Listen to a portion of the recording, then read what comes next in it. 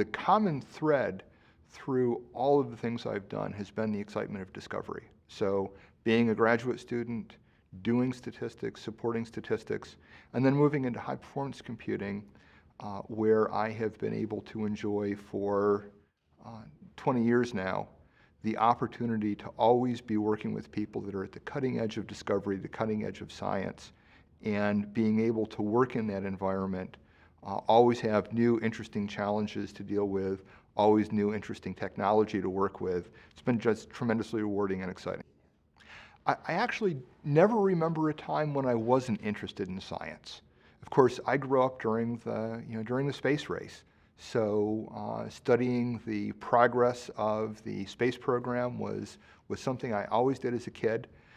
My father went and got a master's degree about the time I was going into kindergarten.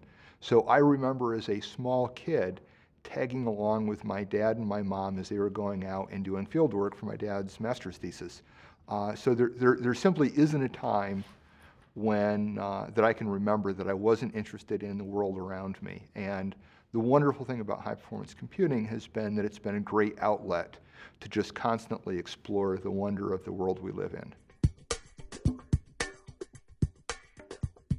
I think the world has actually always been complex. I think what has really changed is the combination of telecommunications and computer technology that allows us to better understand in real time what the complexity is. There have always been problems out there. There have always been challenges of all sorts of forms and all sorts of natures. And we just have a better grasp of what the problems are. And we also have tremendously better capability to get data about those problems, be they video feeds or be they sensor data, or simply gene sequences. So our ability to get data about what's going on has exploded. What has lagged is our ability to convert that data into information and knowledge so that we can make well-informed decisions about what to do so as to best improve the quality of human life and be sensitive to the global environment that we live in. We need tools at all levels, starting right out in the field. Indiana University is involved in a project with Kansas and CRESIS, the Center for Research in Ice Sheet Sensing, and Elizabeth City State University. We have students and staff from both universities in Antarctica right now involved in synthetic aperture radar imaging of the polar ice sheets in Antarctica, where one of the real challenges is just figuring out how thick the ice is. And because of the way rock gets mixed up in the bottom of the ice, that turns out to be a much more difficult challenge than you'd imagine. So we're actually putting clusters out in the field in Antarctica so that we can, at the end of a given day of shooting radars or shooting aerial images, go back and analyze data in real time so that we can go out and collect better data the next day. So simply better facilities for turning sensor data into information, and then much better facilities are required to take all of the data that we're getting from all sorts of sensors and understand how systems within the global environment are interacting, which is tremendously complex. Now we have on top of that all of the usual things. Why does mass exist? What makes mass? What's the age of the universe? So we have these tremendously inspiring questions that have always been with us, mixed in with what are the real consequences of global warming, and what happens if the oceans of the world do really rise by a foot or 2 feet or 3 feet in the foreseeable future. The expansion in core counts is going to affect technology, hardware, and software in ways I think that we're just now beginning to really understand. One of my favorite lines from Tom Sterling is, "This isn't MPI on a chip, the memory is on the wrong side of the pins."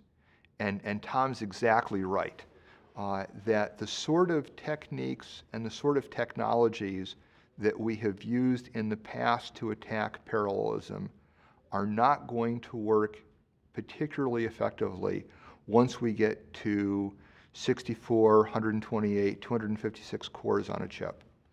And I think we have to take time now to fundamentally rethink what the parallelism architectures and models are. As hard as it is to do non-incremental thinking, I think we're at a point now where we absolutely have to rethink our models for parallelism, and in particular, develop ways of dealing with data-driven parallelism as opposed to software application-driven parallelism. Parallelism that is much more dynamic, much more responsive to data coming in real time. One of the things Indiana University is doing is taking some of the messaging-based architecture principles that were behind the wide area Nerata brokering technology and finding how we can apply that to parallelism within a single processor. And so far the results are very, very promising. But it's definitely a time when incrementalism isn't going to fix our long-range problems. If we stick simply with incrementalism, we will find a point at some number of cores per processor where we just fall off the edge. So we have to, we can't neglect continuing to improve MPI. We can't neglect continuing to tune applications, but we can't ignore the fact that we are coming to a phase change, and very, very different sorts of software architectures will be needed in the next decade or 2 decades than we've had in the last decade. What excites and inspires me today is the combination of challenges and opportunities. So we have real challenges within the US, within the world, and yet we have this tremendous suite of opportunities where really there is more diversity, more opportunity in what one can do with hardware architectures and software architectures than at any point I can remember in the last 20 years.